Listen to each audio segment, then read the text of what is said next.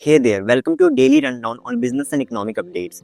Today we have got a packed session covering key economic indicators of consumption growth and PMI, private banks outperforming public sector banks, a major milestone for two railway PSUs, and Larsen & Turbo's latest power transmission projects. Let's dive right in. Starting with how India's economic landscape in February 2025 presents a mixed picture.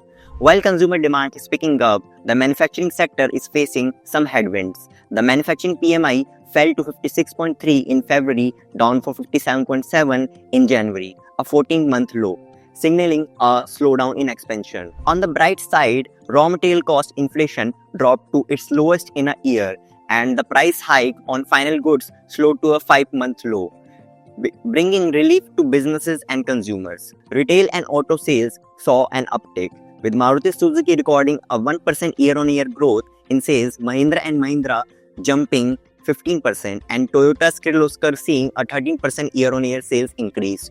Two-wheelers had mixed results as TVS Motors sales grew 10% but Hero MotoCorp sales dipped by 17.2%. Most importantly, tractors, a key indicator of rural demand, showed positive growth, led by Escorts Kubota's 11% year-on-year sales increase. Moving on, now let's talk about how the private banking sector in India has outperformed public sector banks in deposit growth during FY24. IDFC First Bank led the pack with over 29% year-on-year growth in deposits, followed by CSB Bank, DCB Bank and Bandhan Bank, which reported 20 to 22% growth. HDFC Bank, Kotak Mahindra Bank and RBL Bank saw growth over 15% year-on-year. In contrast, PSU banks like PNB, Bank of India and Bank of Baroda recorded just over 10% growth.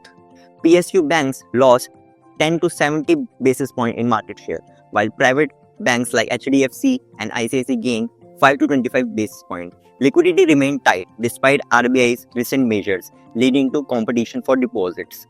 PSU banks had a credit to deposit ratio of 68 to 82%, while private banks ranged from 73 to 97%.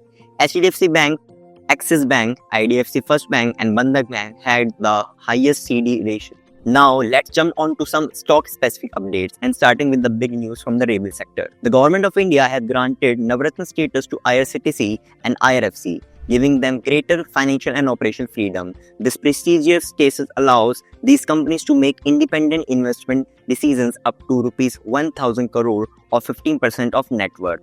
It also provides them with the flexibility to expand operations, enter new markets and form strategic partnership more easily. Financially, IRCTC's annual turnover in FY24 stood at Rs 4,270 crore, while IRFC reported a massive 26,644 crore turnover. The elevation to Navratna status means faster decision making, improved operational efficiency and greater expansion opportunities, reducing bureaucratic delays. Lastly, L&T's Power Transmission and Distribution division has bagged significant orders from both in India and abroad.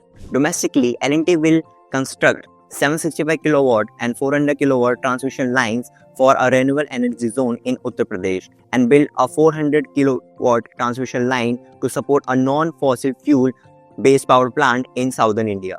Internationally, the company has secured a contract in Saudi Arabia to develop a 380 kW gas insulated substation, and in Abu Dhabi they will develop a 220 to 33 kW grid station.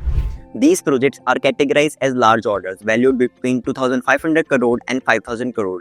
Financially, L&T reported a 14% year-on-year increase in Q3 net profit, reaching Rs 3,358.8 crore. Net sales surged 17% to 64,667 crore and their order backlog hit a record Rs 5.64 trillion, with new orders totaling Rs 1.16 trillion, up 53% year-on-year. These projects reinforce L&T position as a leader in power infrastructure and renewable energy expansion.